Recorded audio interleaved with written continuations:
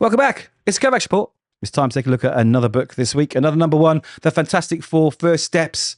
A huge homage to the original issue, number one, by Stan Lee and Jack Kirby back in 1961. And this is what this book is. It is a huge homage to the very first story, cover and all, interspersed with some extra bits and bobs that tie directly into the movie to prime you with knowledge before you watch the film if you're not already a Fantastic Four fan. So here we go. I'm going to go through the book page by page. There will be spoilers. Please read the book first if you don't want it spoilt. Like the video if you like the video. And as always, hit that subscribe button. It takes 1 second of your time, but it means a huge, huge, huge deal to me, and I'd really appreciate it. So there we go. Dive straight in. Again, a big homage to the original cover.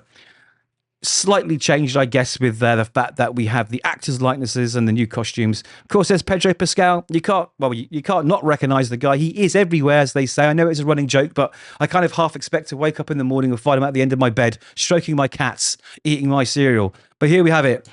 Here we have it. So this is the first of these sort of replica documents, articles, adverts from the 60s that are interspersed through the book. Now, while they are really cool and they look great, I kind of wish they were sort of just at the end, like a sort of dossier, because it interrupts the story.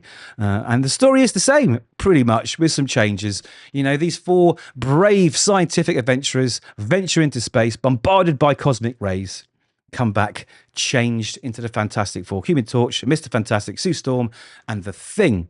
Now, they're in quarantine, of course. They've been in space. They're trying to figure out what all these cosmic rays are. And they're kind of losing their patience. They want to get out in the real world. But Reed's like, we'll wait till the time is right. We'll wait till the time is right. Now, here's the first of these adverts. It's quite a funny one here. Join the Johnny Storm fan club. You get a fact sheet. You get a bulletin, a membership card, 2 Johnny Storm posters to swoon over. It's all very, very cool, and it really does evoke that feeling that, you know, you're back in the 60s reading that type of book, which obviously is in tune with the film because that's when it's set. So it's all pretty cool. Anyway, the inevitable fight with the Mole Man and his Moloids happens. You know, they've risen from the subterranean. Their world and their life is being sort of threatened and destroyed by these buildings that grow above them and dig into the ground. And Fantastic Four decide it's time to go out there, give our debut and meet the world. And that's what happens. They go there. They have the big fight with the big monster that's on the cover. Sue Storm, in this case, saves the day, which I think is going to be a pattern in the movie too.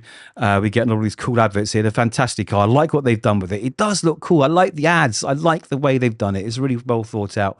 Anyway, with the monster subdued, they think all is well, but the giant building above them, behind them rather, falls into the ground. The Mole Man has stolen it, and he appears, revealing himself as the man behind the invasion from below.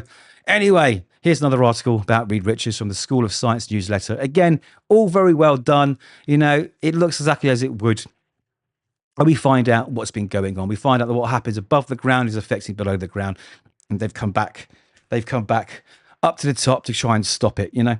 And the fight continues, and then this random pregnant woman out of nowhere comes out with a pickaxe to try and get Sue. And he goes, "Don't hurt her, don't hurt her. All right, I'll surrender. I'll do everything." So sure enough, he surrenders. They don't hurt her, of course. And I don't know. I think it must be his wife. I mean, it would have been nice to sort of discover that earlier on, unless I completely missed it. But she just randomly appears. I don't know. Anyway, another article from a teen magazine about Johnny. And we're back to the Mole Man, where we learn through a conversation with Sue Storm that he used to work at the particle physics university where her father works. And, you know, he was someone, I think he was like, I guess, one of the working stiffs, not one of the professors or anything, one of the groundsmen, I don't know, people that make sure everything runs very well, right? And he learned lots of things from her dad, and he respects her dad and respects her. And they decide to sort things out. And we find out that I think it is his wife, maybe, girlfriend, she's pregnant. And she says, listen, we got to sort this out. So she goes to the UN or whatever board you have to go to. And there's a treaty made between the two worlds, above and beyond, and everyone's happy. And there's the Fantastic Four. And that's really it.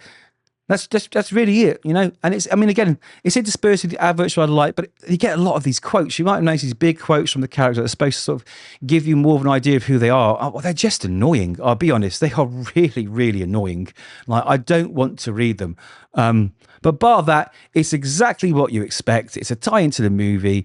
It's a soft, gentle telling of the original story to get you ready to spend that money, buy those popcorn boxes, and sit back for a couple of hours and enjoy the Fantastic Four's new movie. So did I like it? Yeah, it was all right. Am I mad about it? No, it looks good. And that's it.